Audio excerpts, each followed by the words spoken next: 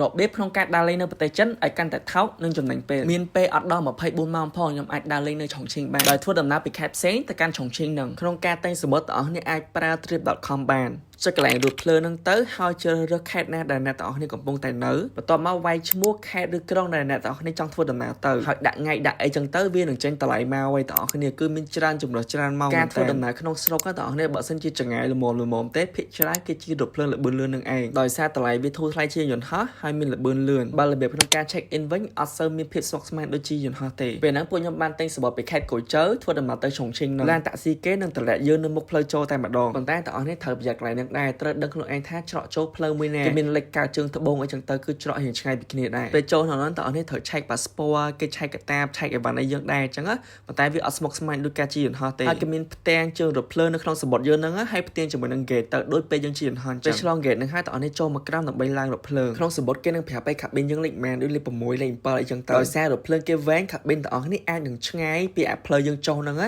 ញ្ចឹងពេលខ្លះអាចនឹងត្រូវរត់ដែររថភ្លើងខ្ញុំជិះសារនេះដូចជាឡើងដល់200គីឡូម៉ែត្រក្នុង1ម៉ោងប៉ុន្តែខ្ញុំជិះមួយជើងទៀតទៅខុនមីងគឺឡើងរហូតដល់300គីឡូម៉ែត្រក្នុង1ម៉ោងប៉ុន្តែពេលដែលពួកខ្ញុំទិញជាក់ស្ដែងហ្នឹងគឺពួកខ្ញុំប្រើ app ចិនមួយទៀតដើម្បីទិញទេដោយសារតម្លៃវារៀងទាបជាងតែបើអត់ចេះចិនទេបុកតាម trip.com ទៅ trip.com ហ្នឹងគឺ app ចិនដែរទេដូចគ្នាទេបើមកចូលបាយធ្វើដំណើរនៅឆុងឈិងវិញខ្ញុំជិះរថភ្លើងក្រោមដីលើអាកាសហ្នឹងគឺនៅច្រើនប្រទេសហើយប៉ុន្តែអត់ដែមវែងដូចនៅឆុងឈិងហ្នឹងទេដោយសារនៅនឹងសិតតែភ្នំអញ្ចឹងនៅកន្លែងណាក៏ច្រើនជាន់ដែរហើយនៅនឹងគ្រាន់តែដូរឡើងរថភ្លើងហ្នឹងគឺត្រូវឡើង3 4ជាន់ឆ្វេងស្ដាំវែងឡើងពេញហ្នឹងប៉ុន្តែវែងតែម្ដងពីរដងអីហ្នឹងគឺចេះជិះហើយអញ្ចឹងទៅដល់ឆុងឈិងមុនគេគឺពួកខ្ញុំសម្ដៅទៅរកអារថភ្លើងគឺជិះចូលទៅក្នុងអាគារ apartment ហ្នឹងនេះអារថភ្លើងនេះឯងប៉ុន្តែតិចទៀតបានពួកខ្ញុំចូលទៅក្រោមដើម្បីមើលពី angle ដែលគេល្បីហ្នឹងនិយាយពីថានៅឆុងឈិងគឺមនុស្សដូចសមោចមកទាំងអស់គ្នាខ្ញុំថាប៉ៃជីងមនុស្សច្រើនណាឆុងឈិងគឺមនុស្សច្រើនជាងប៉ៃជីងទៀតនេះទាំងអស់គ្នារថភ្លើងនេះឯងដែលគេល្បីវាហត់ចូលអាគារហ្នឹងអត់មានបានថត style រថភ្លើងរត់ចូលមាត់អីទេដោយសារពេលហ្នឹងវាក្តៅខ្លាំងពេកបន្ទាប់មកក៏ដើរលេងម្ដុំហ្នឹងឃើញគេលក់អាដុំ hot pot ដែលគេធ្វើភ្លាមៗឲ្យមើលហើយនៅចិត្តគ្នានឹងដែរមានហាង hot pot មួយដែលគេល្បីបែប hot pot ក្នុងរូងភ្នំវិញអញ្ចឹងតាមមើលជាក់ស្ដែងទៅសេរីដូចប្លង់សេដែលគេរស់នៅក្រោមហ្នឹងកិច្ចពីក្របពីសង្គ្រាមអីអញ្ចឹងអ្នកអាចមើលតម្លៃនៅក្នុងនេះបានបើសិនជាចាប់អារម្មណ៍ចង់ទៅបើប្រៀបធៀបកន្លែងផ្សេងនៅចិនខ្ញុំគិតថាតម្លៃនៅនឹងរៀងថ្លៃទាំងអស់គ្នាតោះខ្ញុំនាំមកមើលរបៀបលាយទឹកជ្រលក់បែបឆុងឈិងដាក់ខ្ទឹម2សាភាដាក់ស្លឹកខ្ទឹម1សាភាជីបាំងស៊ុយ1សាភាបន្ទាប់មកប្រេងខ្យង1ចុងសាភាដែរបើអាប្រេងគេនេះ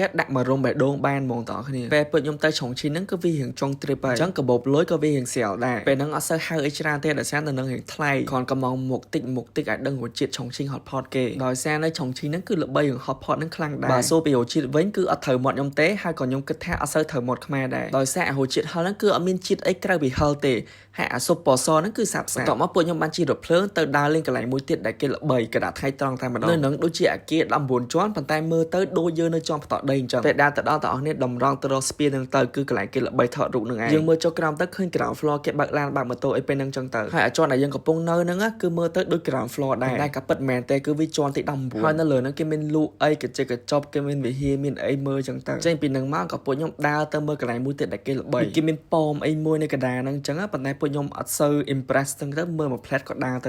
កន្លែងដើរលេងទៅហ្នឹងគឺកន្លែងខ្លះចិត្តគ្នាដែរទេទាំងអស់គ្នាលើកថាយើងជិះរថភ្លើងតែពីបៃតងគឺដល់ហើយពេលដល់មកកន្លែងមួយដើរមួយផ្លែតដល់កន្លែងមួយទៀតអញ្ចឹងហើយកន្លែងភូមិបុរាណគេនេះគឺវាស្អាតមានកន្លែងថតរូបច្រើនតែពេលថ្ងៃអត់សូវមានអីលក់ទេអញ្ចឹងក៏ពួកខ្ញុំធ្វើដំណើរទៅកន្លែងមួយទៀតដែលគេល្បីហុងយ៉ាតុងហ្នឹងដោយសារពួកខ្ញុំមានពេលតែមួយថ្ងៃពេញទេមួយថ្ងៃវល់ល្ងាចអញ្ចឹងទៅពួកខ្ញុំបានមើលហុងយ៉ាតុងហ្នឹងតែពេលល្ងាចទេអត់បានមើលពេលដែលវាបើកភ្លើងទេហើយនៅហ្នឹងគឺសម្បូរអ្នកថតរូបមែនតើទាំងអស់គ្នាគេនឹងហៅទាំងអស់គ្នាថតរូបតែងខ្លួនបែបចិនអីចឹងហើយនៅហ្នឹងក៏មានលក់ Maxia ដែរហើយ Maxia ហ្នឹងគឺថោកមែនតើពេលហ្នឹងម៉ោងប្រហែលជា4អីហ្នឹងបងប្អូនប៉ុន្តែមេឃនៅក្តៅខ្លាំងតែពួកខ្ញុំសុខចិត្តដើរទៅថតរូបឲ្យហើយដោយសារអត់មានពេលច្រើនទេទៅធ្វើមិនមកចិនឲ្យបានស្គាល់ជាតិហុងយ៉ាតុងឆុងឈិងនឹងគេទោះបីជាបានមកមួយផ្លែតហើយអត់បានឃើញភ្លើងវាស្អាតក៏ដោយហើយក៏ពួកខ្ញុំមករកអីញ៉ាំតិចតួចមកជួបសាច់ចក្រនេះនៅចិនសាច់ចក្រហ្នឹងមានសឹងគ្រប់កន្លែងហើយភាគច្រើនគឺសុទ្ធតែឆ្ងាញ់ហើយកន្លែងញ៉ាំអីហ្នឹងគឺនៅជុំគ្នាជាមួយនឹងអាហុងយ៉ាតុងមិនហ្នឹងបងប្អូនគឺម្ដុំហ្នឹងសម្បូរអីញ៉ាំមែនតើអូមួយទៀតបងប្អូននៅឆុងឈិងហ្នឹងគឺខ្ញុំអាសាដើរកាប់មែនតើកន្លែងគេលក់តុនសាយគឺក្បាលតុនសាយសម្រាប់ញ៉ាំបើណែគេបានភ្លក់ចាំជួយប្រាប់រូបជាតិខ្ញុំផងហើយម៉ោងប្រហែលជា5អីហ្នឹងគឺពួកខ្ញុំចេញទៅវិញហើយដោយសារខេត្តដែលពួកខ្ញុំត្រូវទៅវិញហ្នឹងគឺនៅយ៉ាងឆ្ងាយដែរប្រហែលជា2-3ម៉ោងតាមរថភ្លើងអញ្ចឹងបើសិនជាបងប្អូនទៅចិនហើយត្រូវដើរលេងខេត្តផ្សេងមានពេលប្រហែល1ថ្ងៃអីហ្នឹងអាចឆ្លៀតទៅឆុងឈិងបាន